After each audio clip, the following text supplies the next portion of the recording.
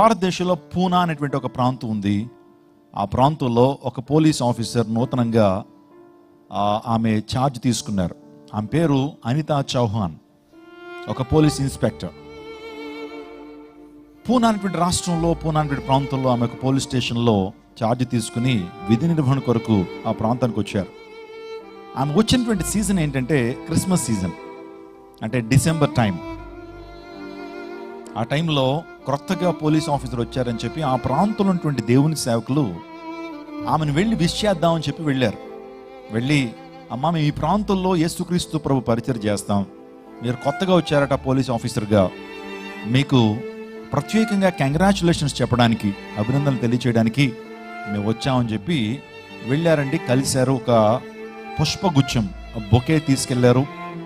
దాంతోపాటుగానే ఒక పరిశుద్ధ గ్రంథాన్ని కూడా కానుకగా ఆమెకు ఇచ్చారు. మీరు కూడా మీ యొక్క జీవితాల్లో మీ బిడ్డలకి పుట్టినరోజులు, ఏదైనా స్పెషల్ అకేషన్స్ వచ్చినప్పుడు అన్నీ కొనిస్తారు. నేను ఒక మాట చెప్తాను, ఒక దేవుని సేవకుడిగా మీ పిల్లలకి పరిశుద్ధ గ్రంథాన్ని బహుమానంగా ఇవ్వండి, దాన్ని చదవమని చెప్పండి. తద్వారా వారి జీవితంలో ఉన్నతమైన స్థానానికి వారు చేరుకోగలుగుతారు. ఆ దేవుని సేవకులు కూడా ఆ పుష్పగుచ్చంతో పాటు పరిశుద్ధ గ్రంథాన్ని కూడా ఇచ్చారు. ఇచ్చిన తర్వాత ఆమె అడిగింది, ఏంటండి ఈ గ్రంథం ఏంటని అడిగారు.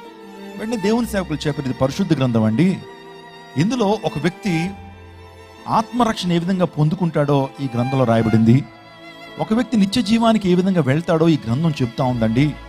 ఈ గ్రంథంలో యేసుక్రీస్తు ప్రభు వారు ఆయన నిజదేవుడు, దైవత్వం ఒక సర్వ పరిపూర్ణత ఆయనలో నెరవేర్చబడింది, ఆయన స్వస్థపరిచేటువంటి దేవుడు, ఆయన విమోచించేటువంటి దేవుడు, కన్నీరును తుడిచేటువంటి దేవుడు, ఆయనకు అసాధ్యమైనది ఏది లేదు అని వారు చెప్పడం ప్రారంభించారు. అమ్మ అలా వింటున్నప్పుడు, కొన్ని మాటలు వింటున్నప్పుడు ఆమెలో ఒక విశ్వాసం కలిగింది.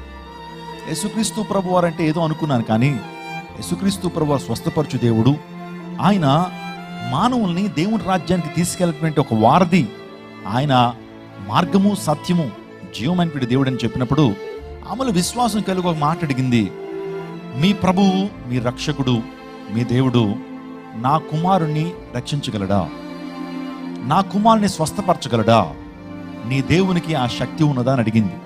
ఏమైంది మేడం మీ యొక్క అబ్బాయికి అని అంటే, పుట్టినప్పుడు బాగానే పుట్టాడు, కానీ కొన్ని సంవత్సరాలకి మా కుమారుడికి ఒక వైరల్ ఫీవర్ వచ్చింది. ఆ వైరల్ ఫీవర్ వచ్చిన తర్వాత ఏం జరిగిందంటే, ఆ వైరల్ ఫీవర్ నుంచి విడుదల పొందాడు, కానీ కాళ్ళు చేతులు చచ్చుబడిపోయినాయి, కాళ్ళు చేతులు పడిపోయినాయి. చాలా హాస్పిటల్కి తీసుకెళ్ళాను, చాలా మందులు వేయించాం, చాలా మందులు వాడాం, కానీ నా బాబుకి స్వస్థత రావట్లేదు. చాలా విచారం అనిపించింది.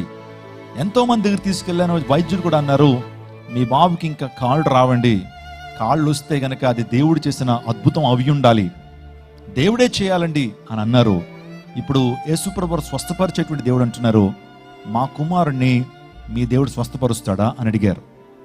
వారు చెప్పారు, నమ్ముట నీ వల్ల అయితే నమ్మువానికి సమస్తం కూడా సాధ్యమే, మీరు నమ్మితే నిజంగా దేవుని మహిమను చూస్తారండి. మేము ప్రార్థన అయితే చేస్తాం దేవుని సేవకులుగా, మీరు విశ్వాసం ఉంచితే, దేవుని చిత్తమైతే దేవుడు ఖచ్చితంగా నీ బాబుని స్వస్థపరుస్తాడు అని ఆ పోలీస్ స్టేషన్లోనే వారు ప్రార్థన చేశారు. యేసు ప్రభు నామంలో ఆ పోలీస్ స్టేషన్లోనే వారు ప్రార్థన చేసినప్పుడు వారు ప్రార్థన చేసి మరలా వెనుదిరిగి ఎవరింటికి వాడు వెళ్ళిపోయారు. వెళ్ళిపోయిన తర్వాత డ్యూటీ ముగించుకుంది. సాయంకాలం 5:30-6 గంటలకి డ్యూటీ ముగించుకుని ఆమె నేరుగా ఇంటికి వెళ్ళింది. వాస్తవానికి తన కుమారుడు ఎప్పుడు కూడా మంచానికి మాత్రమే పరిమితంగా ఉంటాడు, మంచం మీద పడుకుంటాడు. ఆ రోజు ఇంటికి వెళ్ళగానే ఆ కుమారుడు ఎక్కడైతే ప్రతిరోజు ఉంటాడో అక్కడ లేడు. వెంటనే బయటకు వచ్చి, బాబేడి అని వంటగదిలో ఉన్నటువంటి ఆ సర్వెంట్ మేడ్ని అడిగింది. అంటే ఇంట్లో ఒక హెల్పర్ ఉన్నారు, ఆ బాబుకి అన్నీ కూడా చూస్తూ ఉంటుంది ఆమె. ఏడమ్మా బాబేడి, బాత్రూంలో లేడు, లేకపోతే మంచం మీద లేడు, ఎక్కడన్నా వదిలిపెట్టావా, లేకపోతే ఆ యొక్క గార్డెన్లో ఏమన్నా వదిలిపెట్టావా అని అంటే, లేదండి, ఒక విచిత్రమైనటువంటి కార్యాన్ని ఈరోజు నేను చూశాను, ఒక అద్భుతాన్ని నేను చూశానండి. ఉదయకాల సమయం కరెక్ట్గా 11:45 మన బాబు నిజంగా ఆ బెడ్రూమ్లోంచి పరిగెత్తుకుంటూ బయటకు వచ్చాడండి. కరెక్ట్గా 11:45 పరిగెత్తుకుంటూ బయటకు వచ్చాడు. అలా చూస్తూ ఇది కళా నిజం అని అనుకున్నాను. ఇంకా అప్పటి నుంచి గంతులేస్తున్నాడు, అప్పటి నుంచి పరుగులు తీస్తూ ఉన్నాడు. అసలు ఇంతకాలం మంచానికే పరిమితమైన ఈ వ్యక్తి ఎలా రక్షించబడ్డాడు? ఎలా స్వస్థపరచబడ్డాడు అనేటువంటి ఆలోచన నాలోకి వచ్చింది.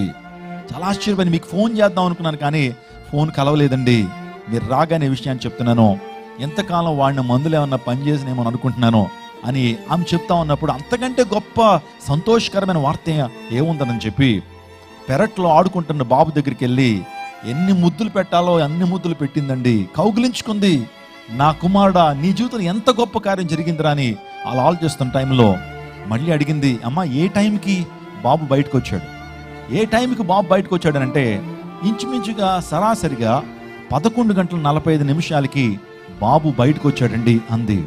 వెంటనే జ్ఞాపకం చేసుకుంది ఆ టైంలో ఏం జరిగింది. ఆ టైంలో ఏం జరిగిందనంటే, అదే టైంలో పోలీస్ స్టేషన్లో దేవుని సేవకులు యేసు నామములో స్వస్థత ప్రార్థన చేశారు. అదే టైంలో వారు ప్రార్థన చేశారు. అక్కడ ప్రార్థన చేశారు.